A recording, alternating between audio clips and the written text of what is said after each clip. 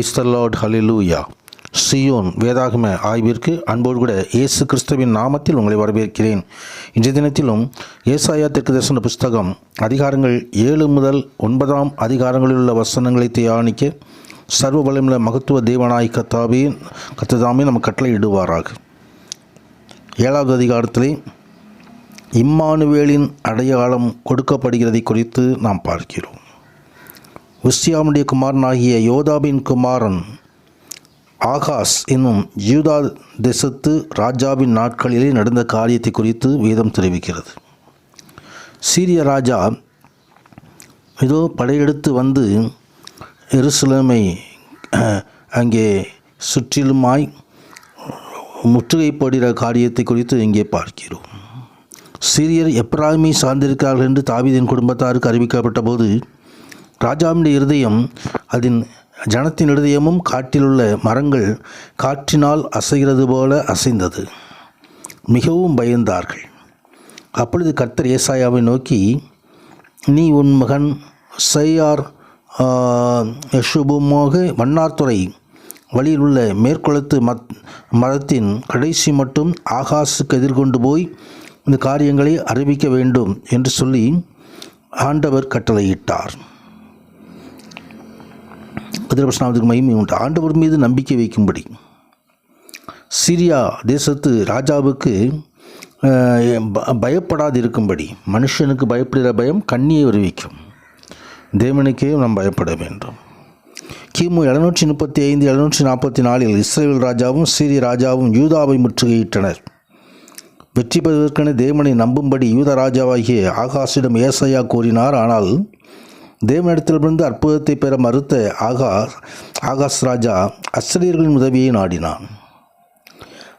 ஆயினும் தேவன் தாவீதின் குடும்பத்தாருக்கு இம்மானுவேலின் பிறப்பு என்கிற அடையாளத்தை கொடுத்தார்.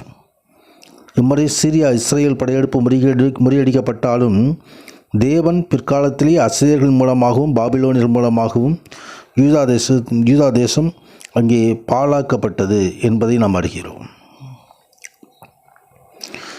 தேவன் தமது தீர்க்கதரிசிகளை அனுப்பி எச்சரிக்கிற பொழுது நாம் அதை ஏற்றுக்கொள்ள வேண்டும், மனம் திரும்ப வேண்டும். அவனுடைய வார்த்தைக்கு எதிர்த்து நிற்போமாகில் அது தேவ கோபாக்கினையிலே கொண்டு போய் முடிந்துவிடும்.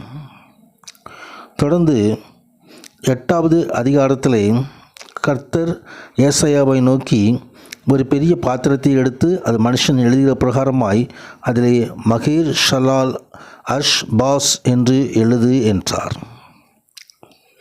இது ஏசாயாவின் 2வது மகனுடைய பெயருக்கு அர்த்தம். கொள்ளையிடுதலும் அழிவும் சீக்கிரம் வரும் என்பதாகும். அஸ்ரியரின் கையிலே விழப்போகும் சிரியாவை பற்றி மாத்திரமல்ல, இஸ்ரவேலின் விழுகையையும் இந்த பெயர் முன்குறிக்கின்றது. கர்த்தருடைய பரிசுத்தத்திற்கு மகிமை உண்டாவதாக.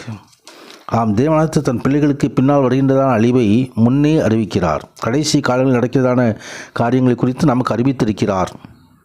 அதே போல தான் இங்கேயும் ஆகாஸ் ராஜாவுக்கும் வருகிற காரியங்களை குறித்து ஆண்டவர் அறிவிக்கிறார்.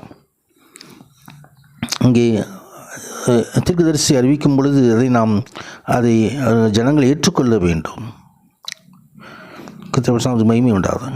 6வது வசனத்திலே இந்த ஜனம் மெதுவாய் ஓடுகிற சீலோவாவின் தண்ணீரை அசட்டை பண்ணி ரெசினையும் ரெமாலியாவின் குமாரையும் சார்ந்து சந்தோஷப்படுகிறபடியினாலே இதோ ஆண்டவர் வல்லமையுள்ள திரளான ஆற்று நீரை போல அசிரியாவின் ராஜாவையும் அவனுடைய சகல ஆடம்பரத்தையும் அவன் மேல் புரள பண்ணுவார்.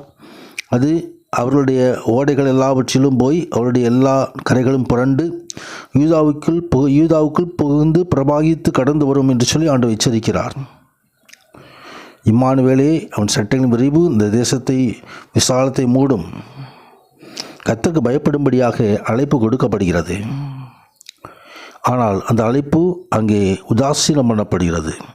சேனைகளின் கர்த்தரையே பரிசுத்தம் பண்ணுங்கள், அவரே உங்களுக்கு பயமும் அவரே உங்களுக்கு அச்சமுமாய் இருப்பாராக என்று சொல்லி தீர்க்கதரிசனமாக கொடுக்கப்பட்டதான இந்த வார்த்தை அலட்சியம் பண்ணப்படுகிறது. கர்த்தருக்கு மகிமை உண்டாகும். தொடர்ந்து 9வது அதிகாரத்திலும் ஆண்டவர் நமக்கு ஒரு பாலகன் கொடுக்கப்படுவார் என்பதை ஆண்டவர் முன்னறிவிக்கிறார். தேவனுடைய மக்களை சந்தோஷம், சமாதானம், நீதி, நியாயம் இவற்றுக்கு ஒரு நாளில் அழைத்து செல்லப் போகிற ஒரு விடுதலையாளர் சந்தேகத்துக்கிடமின்றி தேவகுமாரனை இயேசு கிறிஸ்து இந்த மெஸ்ஸியாவே, அந்த மெஸ்ஸியா வருவார். அந்த தீர்க்க தரிசனம் அதை பற்றினான தீர்க்க தரிசனம் நமக்கு கொடுக்கப்படுகிறது. அங்கே 6வது வசனத்தில் நமக்கு ஒரு பாலகன் பிறந்தார், நமக்கு ஒரு குமாரன் கொடுக்கப்பட்டார், கர்த்தத்துவம் அவன் தோள் மேல் இருக்கும், நாம் அதிசயமானவர், ஆலோசனை கர்த்தா, வல்லமையுள்ள தேவன், நித்திய பிதா, சமாதான பிரபு எனப்படும். ஆண்டவர் முன்னறிவித்தவர். தொடர்ந்து ஜனங்கள் ஆண்டுடைய வார்த்தையை ஏற்றுக்கொள்ளாதபடியினாலே இஸ்ரேல் மீது வருடான கர்த்தருடைய கோபத்தை குறித்து இந்த அதிகாரம் தெரிவிக்கிறது. கர்த்தருடைய வார்த்தைகளை நம்புவோம், தீர்க்கதரிசிகளுடைய கர்த்தருடைய வார்த்தைகளின்படி நாம் நடப்போம். உன்னதரான தேவன் நமக்கு மகிமையான ஆசீர்வாதங்களை அருளி செய்வாராக. பரிசுத்த நாமத்துக்கு மகிமை உண்டாவதாக. ஆமேன், ஆமேன்.